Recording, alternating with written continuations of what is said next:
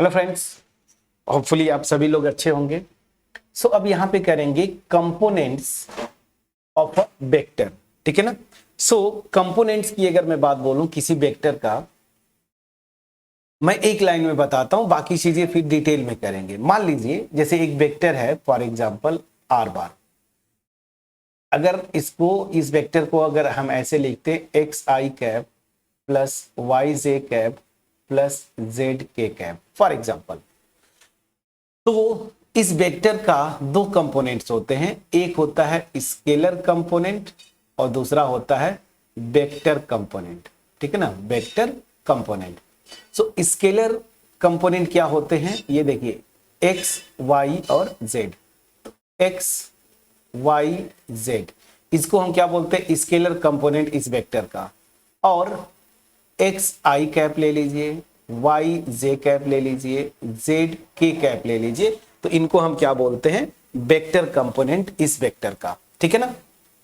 तो सिंपल सा x scalar component मतलब ये जो एक्स वाई जेड, मतलब ऐसे समझिए coefficient of I cap, coefficient of J cap, coefficient of के कैप, ये क्या होता है, स्केलर कंपोनेंट। और कम आप एक्स आई कैप, फिर वाई जे कैप, फिर जेड के कैप, इसको हम क्या बोलते हैं, वेक्टर कंपोनेंट। सिंपल सा, बस इतना ही आपको याद करना है। बाकी चीजें अब इसमें कुछ चीजें जो डेरिवेशन के फॉर्म में चलेंगे उसको भी मैं आपको थोड़ी थोड़ी चीजें आपको बता देता हूं प्रॉपर तरीके से। तो आपको बस यही समझना, स्केलर और वेक्टर कंपोनेंट। बट यहां पे आप देखेंगे कि मान लीजिए ये मेरी कोऑर्डिनेट एक्सिस है, ठीक है ना। ये मान लीजिए मेरी एक्स एक्सिस है, ये मेरी मान लीजिए वाई एक्सिस, और यहाँ पे ये जेड एक्सिस। और अब ये सी बात है, ये पॉइंट ऑफ रेफरेंस मतलब ओरिजिन है। अब यहाँ पे मानिए कि ये मेरा एक पॉइंट है ए, ठीक है ना, जिसका कोऑर्डिनेट 1 0 0। उसी तरीके से ये पॉइंट वाई एक्सिस पे लिया बी, जिसका कोऑर्डिनेट 0 1 0। और उसी तरीके से यहाँ पे एक पॉइंट लिया सी, जिसका कोऑर्डिनेट 0 0 1, ठीक।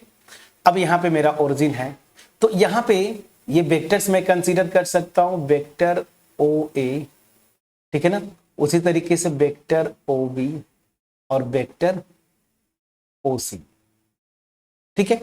तो यहां पे ध्यान दीजिए, मैं इस वेक्टर ओ ए, इसका स्पेशल नाम है, मैं अभी आता हूं। बट इस वेक्टर ओ ए का मैग्नीट्यूड क्या है जरा देखें, तो मैग्नीट्यूड क्या होगा वो आपको पता है। मैग्नीट्यूड आप निकाल लेंगे कैसे, ये तो मेरा 0,0,0 है, समझिएगा, ठीक है ना। तो इनका मैग्नीट्यूड क्या होगा, vector O A, vector O B, vector O C, तो इन सब का मैग्नीट्यूड क्या होता है, 1 है। इसका भी उसी तरीके से वेक्टर ओ बी, इसका भी मैग्नीट्यूड क्या होगा, 1। और उसी तरीके से वेक्टर ओ सी, इसका भी मैग्नीट्यूड क्या है, 1 ना। तो ऐसे में खींचू vector O A, vector O B और वेक्टर ऐसे ओ सी, इन सब का मैग्नीट्यूड क्या है, 1, ठीक है ना। तो इन्हीं वेक्टर्स को हम क्या बोलते हैं, ये देखिए एक्स एक्सिस के अलोंग ये जो वेक्टर ओ ए है, इसको हम क्या बोलते हैं, यूनिट वेक्टर। और इसी का नाम हम लिखते हैं क्या, अब ओ ए वेक्टर ना बोल के आप लिखते क्या है, आई कैप। फिर से ये जो वेक्टर ओ ए है ना, इसी को हम क्या लिखते हैं, आई कैप। उसी तरीके से मेरा जो वेक्टर ओ बी है, इसको हम क्या लिखते हैं, ये वाई एक्सिस के अलोंग, तो इसको हम क्या लिखते हैं, जे कैप। और उसी तरीके से वेक्टर ओ सी जो है, इसको हम क्या लिखते हैं, के कैप। और इन्हीं को क्या बोलते हैं, unit vectors along coordinate axis. तो एक्स एक्सिस के अबाउट या अलोंग जो यूनिट वेक्टर है वो क्या है, आई कैप, और वो है क्या, यही वेक्टर। उसी तरीके से वाई एक्सिस के अबाउट या अलोंग क्या है, जे कैप, और उसी तरीके से जेड एक्सिस के अलोंग क्या है, के कैप। तो इनको हम क्या बोलते हैं, यूनिट वेक्टर्स, ठीक है।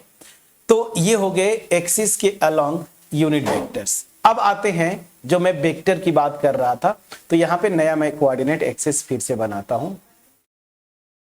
और ये मेरा क्या है, फॉर एग्जांपल एक्स एक्सिस, ये है मेरा वाई एक्सिस, और ये मेरा क्या है, जेड एक्सिस, और ये है मेरा न्यूट्रल पॉइंट। न्यूट्रल पॉइंट मतलब 0,0,0। अब ध्यान दीजिए, मैंने यहां पे एक पॉइंट लिया P, जिसका कोऑर्डिनेट्स क्या है, x वाई और जेड, ठीक है ना। तो ये वेक्टर ओपी ना, वेक्टर ओपी, ठीक। ये क्या होगा, तो ध्यान दीजिए वेक्टर ओपी की अगर मैं बात बोलूं तो इसको बकायदे प्रूफ है, इसी को हम क्या बोलते हैं आर बार। इसका प्रूफ आप बुक में देख सकते हैं। बस सिंपली क्या होगा, एक्स आई कैप प्लस वाई जे कैप प्लस जेड के कैप, ठीक है। तो ये वेक्टर ओपी जो होगा वो क्या होगा, एक्स आई कैप प्लस वाई जे कैप प्लस जेड के कैप, ये मेरा वेक्टर हो गया। अब इस वेक्टर का, अगर ये मेरा वेक्टर है तो इसी का स्केलर, ठीक है ना, स्केलर कंपोनेंट क्या क्या होंगे, अभी जस्ट आपको वीडियो की शुरुआत में बताया था। स्केलर कंपोनेंट्स क्या क्या होंगे, एक्स वाई और जेड। और उसी तरीके से वेक्टर कंपोनेंट्स क्या क्या हो जाएंगे, तो आपको पता है एक्स आई कैप वाई जे कैप और जेड के कैप। प्लीज चेक करिएगा। तो ये था कंपोनेंट्स। तो मैं इतना सब कुछ बताया बकायदे से आपको, बट सिंपल सा, अगर कोई वेक्टर इस तरह से दिया हुआ है, आई कैप का कोफिशिएंट, जे कैप का कोफिशिएंट, के कैप का कोफिशिएंट, कॉमा देके सेपरेट कर दीजिए, इनको हम क्या बोलते हैं, उस वेक्टर का स्केलर कंपोनेंट। और आप एक्स आई कैप मतलब आई कैप के साथ पूरा कोफिशिएंट भी ले लीजिए, वो फिर जे कैप का पूरा कोफिशिएंट जे कैप के साथ, उसी तरीके से के कैप का कोफिशिएंट के साथ पूरा। तो एक्स आई कैप वाई जे कैप और जेड के कैप, इनको क्या बोलते हैं, वेक्टर कंपोनेंट इस वेक्टर का, ठीक है। अब चलिए यहां पे कुछ चीजें और कुछ कॉन्सेप्ट और हैं। जैसे मैं अगर देख रहा हूं, मैं कोलिनियर का आपका कॉन्सेप्ट आपको बता चुका हूं कि कोलिनियर वेक्टर्स के लिए क्या होता है। अगर दो वेक्टर्स हैं, ए वेक्टर और बी वेक्टर, तो ये कोलिनियर होते हैं। तो हम क्या लिखते थे, vector A equal to lambda times vector B. तो यहां से ये चीज तो आपको पहले भी मैं बता चुका हूं। एक दो और कॉन्सेप्ट्स हैं, उनको हम यहां पे डिस्कस कर लेते हैं, ठीक है। तो यहां से आप देखिए कुछ कॉन्सेप्ट्स हैं जो कि मैं आपको यहीं पे बता दूं, ठीक है ना। इसको आप याद कर लीजिए, कुछ इंपॉर्टेंट कॉन्सेप्ट्स, ये आगे तक आपको यूज होगा फ्रेंड्स। स्ट्रेट लाइन प्लेन्स जब करेंगे वहां तक यूज होता है सबसे पहला, ठीक है ना। अगर ये वेक्टर मैं लिखता हूं ना, वेक्टर ए बार, मान लीजिए इसको मैं ऐसे लिखता हूं, a1 आई कैप प्लस b1 जे कैप प्लस c1 के कैप, ठीक है ना। तो यहां पे अच्छा, ये a1 a2 a3 लिख देता हूं ना, सबसे b1 c1 लिखने की क्या जरूरत है, a1 a2 लिख देता हूं, a1 आई कैप a2 जे कैप और a3 के कैप, ठीक है ना। तो यहां पे ये जो आई कैप जे कैप और के कैप के कोफिशिएंट्स है, सच दैट यहां पे एक चीज और कंडीशन ये है कि इनके स्क्वायर्स का सम ना, या ऐसे मैं लिखूं under root a1 square plus under root a2 square plus under root a3 square, अगर ये नॉट इक्वल टू 1 है, ठीक है ना, तो उस केस में ये जो a1 है, a2 है, a3 है ना, are called direction ratios of vector A bar. फिर से अगर कोई भी वेक्टर दिया हुआ है, उसके जो स्केलर कंपोनेंट्स है, अगर ऐसे समझिए, उनका स्क्वायर का सम अगर 1 नहीं आता है, हालांकि मैंने अंडर रूट लगा दिया तब भी ठीक है, अगर ये 1 नहीं आता है तो मतलब क्या हुआ, उस केस में a1 a2 a3 को हम क्या बोलते हैं, इस वेक्टर का डायरेक्शन रेशियोज, ठीक है ना। और ध्यान दीजिए, सेकेंड, अगर सेम ये दिया हुआ यही वेक्टर और अगर ये क्वांटिटी 1 आ जाती है, ये देखिए a1 square plus a2 square plus a3 square, ठीक है ना, अंडर रूट में आप निकालें और ये 1 आ जाए, तो उस केस में ये a1 a2 a3 इनको हम क्या बोलते हैं, आर कॉल्ड डायरेक्शन कोसाइंस, ठीक है ना, are called direction cosines. Called नहीं, सिंपल सी बात है, कॉल्ड सही नहीं होगा, यहां पे बस सिंपली लिखना चाहिए था डायरेक्शन रेशियोज, क्योंकि डायरेक्शन कोसाइंस और रेशियोज हम पढ़ चुके हैं, डिफिनीशन वहां पे वो प्रॉपर है। तो अगर कोई वेक्टर दिया हो, उसके जो कंपोनेंट है स्केलर, उनके स्क्वायर का सम अगर 1 नहीं आता है, ठीक है ना, तो मतलब उस केस में a1 a2 a3 क्या उस वेक्टर के डायरेक्शन रेशियोज है। लेकिन अगर ये सम जो है 1 आ जाता है ना, ठीक है, तो उस केस में a1 a2 a3 क्या होते हैं, डायरेक्शन कोसाइंस होते हैं। तो कॉल्ड हटाना पड़ेगा, डेफिनेशन तो ऑलरेडी कर चुके हैं। तो ये जो होते हैं डायरेक्शन कोसाइंस होते हैं। और हमेशा याद रखिए, हमेशा याद रखिए, यूनिट वेक्टर अगर मैं लेता हूं ना, ठीक है ना, ए कैप जैसे अगर मैं यूनिट वेक्टर लेता हूं तो यूनिट वेक्टर के जो कंपोनेंट्स होते हैं ना, वो हमेशा क्या होता है, डायरेक्शन कोसाइंस होते हैं। हमेशा डायरेक्शन कोसाइंस होंगे। कैसे, एक एग्जांपल के थ्रू आप देखिए, ये रिजल्ट है, इसको याद रखिए। यूनिट वेक्टर अगर लेंगे ना तो उसके जो कंपोनेंट्स होते हैं, या ऐसे मैं बोलूं a1 a2 a3, उस केस में हमेशा डायरेक्शन कोसाइंस होते हैं। कैसे, एक एग्जांपल हमने देखा था कि ये जो वेक्टर है ना, फॉर एग्जांपल ए बार, अगर मैं 1/√3i लिखूं प्लस 1/√3 जे कैप प्लस 1/√3 के कैप ना, ये तो इनके स्क्वायर का सम कोफिशिएंट का करेंगे 1 आ जाता है, आपको पता है। तो अंडर रूट में ले लेंगे तो भी क्या हो जाएगा 1, ठीक है ना। हालांकि मुझे ये स्क्वायर रूट हटा देना चाहिए, स्क्वायर रूट हटा दीजिए। इस कंडीशन में स्क्वायर रूट की कोई जरूरत नहीं, बस ये कंपोनेंट का स्क्वायर का सम 1 आ जाए या 1 ना आए, बस इसको हटा दीजिए, कोई दिक्कत नहीं, ठीक है ना। हम स्क्वायर इसलिए कर रहे थे, मैग्नीट्यूड की बात करते थे, बट ऐसा कुछ नहीं। अगर ये डायरेक्शन कोसाइंस है तो आपको मैंने बताया था कि L square plus M square plus N square, क्या आपको मैं याद करिए, L square plus M square plus N square this is equal to 1 होना चाहिए ना। तो स्क्वायर रूट का कोई मतलब नहीं, बस कंपोनेंट जो है स्केलर, इनके स्क्वायर का सम अगर 1 नहीं है तो ये a1 a2 a3 इस वेक्टर के डायरेक्शन रेशियोज होंगे। और अगर इनके स्क्वायर का सम 1 है तो a1 a2 a3 क्या हो जाएंगे, डायरेक्शन कोसाइंस हो जाएंगे। अब एक एग्जांपल जरा मैं लेके चेक करता हूं, देखिए, ठीक है, यहां पे जरा देखिए, अगर मैं 1/√3 1/√3 1/√3, तो अब यहां पे मैं इसको ले लेता हूं a1, इसको मैंने ले लिया a2 और इसको मैंने ले लिया a3। तो आप देखिए a1 square plus a2 square plus a3 square.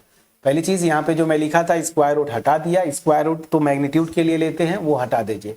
बस ये कंपोनेंट निकालिए, उनका स्क्वायर का सम अगर 1 आएगा तो डायरेक्शन कोसाइंस, नहीं आएगा तो डायरेक्शन रेशियोज। फिर मैं क्या बोला कि यूनिट वेक्टर के कंपोनेंट्स अगर लेते हैं ना तो वो क्या होते हैं, हमेशा उसके डायरेक्शन कोसाइंस होते हैं। कैसे, ध्यान दीजिए, तो इनका जरा सम निकालिए स्क्वायर्स का। तो 1/√3 का स्क्वायर 1/3 हो जाएगा, प्लस 1/3 प्लस 1/3, तो ये क्या हो जाएगा 1।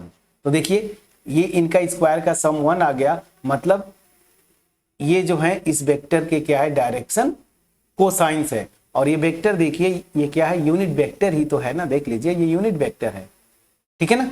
तो चलिए यहां क्यों, क्योंकि इसका मॉडुलस लेंगे तो भी वो 1 आ जाएगा, ठीक है। तो यहां पे ये कुछ प्रॉपर्टीज थी जो कि आपको याद रखना है। पहला, कोई वेक्टर दिया है, अगर उसके कंपोनेंट स्केलर कंपोनेंट्स के स्क्वायर का सम 1 नहीं आता है तो वो वेक्टर के ये क्या करते हैं, डायरेक्शन रेशियोज को रिप्रेजेंट करते हैं। उसी तरीके से अगर 1 आ जाए तो ये क्या करते हैं, उस वेक्टर का डायरेक्शन कोसाइंस को रिप्रेजेंट करते हैं। बाकी एक एग्जांपल मैंने आपको लेके बताया कि यूनिट वेक्टर के जो कंपोनेंट्स होते हैं ना, वो हमेशा क्या होते हैं, डायरेक्शन कोसाइंस को रिप्रेजेंट करते हैं। ये चीजें क्लियर हुई कि नहीं फ्रेंड्स, प्लीज बोलिएगा। तो यहां से 2-3 चीजें आपने सीखा। किसी वेक्टर का स्केलर कंपोनेंट क्या होता है, तो बस ये आई कैप जे कैप के कैप के जो कोफिशिएंट होते हैं स्केलर कंपोनेंट। वेक्टर कंपोनेंट बस एक्स आई कैप वाई जे कैप जेड के कैप, ये वेक्टर कंपोनेंट्स।